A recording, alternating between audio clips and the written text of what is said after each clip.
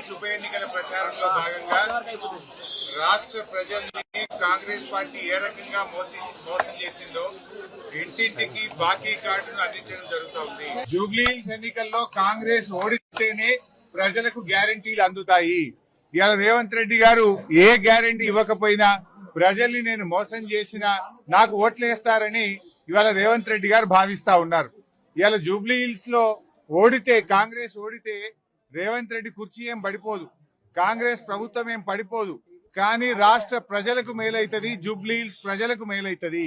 మా చెల్లికి మహాలక్ష్మి కింద నెలకు 2500 అందాలన్నా, మా తాతకు నెలకు 4000 రూపాయల పెన్షన్ రావాలన్నా, నిరుద్యోగ యువతకు 2 లక్షల ఉద్యోగాలు రావాలన్నా, విద్యార్థులకు 5 లక్షల భరోసా కార్డు రావాలన్నా, కాలేజీల్లో చదివే పిల్లలకు ఫీజు రియంబర్స్మెంట్ రావాలన్నా, ఆడపిల్లలకు స్కూటీలు రావాలన్నా, ఆడపిల్ల పెళ్లికి తులం బంగారం రావాలన్నా, రైతన్నకు 15,000 రైతు బంధు రావాలన్నా జూబ్లీహిల్స్ లో బీఆర్ఎస్ ను గెలిపించాలి, కాంగ్రెస్ ను ఓడించాలి.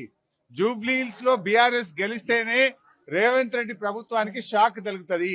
100 రోజుల్లో 4,000 పెన్షన్ ఇస్తామని, 100 రోజుల్లో అక్క చెల్లెలకు 2,500 మహాలక్ష్మి కింద అందిస్తామని మాట తప్పినందుకే జూబ్లీహిల్స్ లో ఓడించారు అని వాళ్లకు సోయ వస్తుంది, కనునిప్పు కలుగుతుంది. అప్పుడైనా రాష్ట్ర ప్రజలకు, జూబ్లీహిల్స్ ప్రజలకు ఈ 4,000 పెన్షన్ వస్తుంది, మహాలక్ష్మి పథకం వస్తుంది, కాంగ్రెస్ పార్టీ గ్యారంటీ కార్డు అమలవుతుంది. ఒకవేళ తప్పిపోయి జూబ్లీహిల్స్ లో కాంగ్రెస్ గెలిస్తే ఏమంటారు?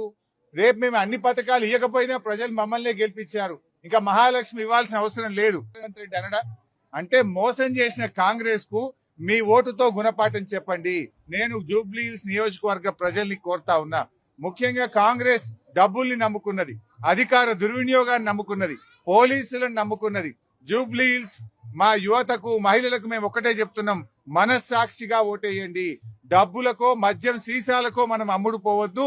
రేవంత్ రెడ్డి డబ్బులను, మద్యం సీసాలను మీ ఎడమకాలతో తన్ని మీరు బీఆర్ఎస్ పార్టీకి ఓటేసి మాగంటి గోపీనాథ్ సేవలను గుర్తించి, గోపీనాథ్ గారు ఏ రకంగా అయితే మీకు సేవలు అందించారో మా అభ్యర్థి సునీత గారు కూడా, ఆమె పేదల మనిషి, ప్రజల మనిషి, ఒక సగటు మహిళగా మహిళల కష్ట సుఖాలు తెలిసిన మనిషి.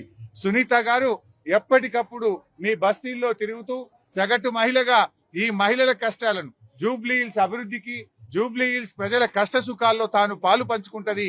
గోపి గారి అడుగు జాడల్లో నడుస్తుంది. గోపి గారికి నిజమైన నివాళి అర్పించడం అంటే మాగంటి సునీత గారిని గెలిపించడమే.